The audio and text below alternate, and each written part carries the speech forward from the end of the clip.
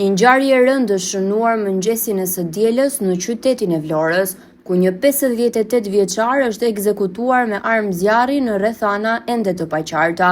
Viktima është identifikuar si Renato Hoxhaj, banor i zonës, i cili sipas burimeve paraprake është qelluar për vdekje në rrugë shumë pranë banesës së tij. Sipas policisë, viktima është qelluar me 3 plumba, 2 në kokë dhe 1 në kraharor.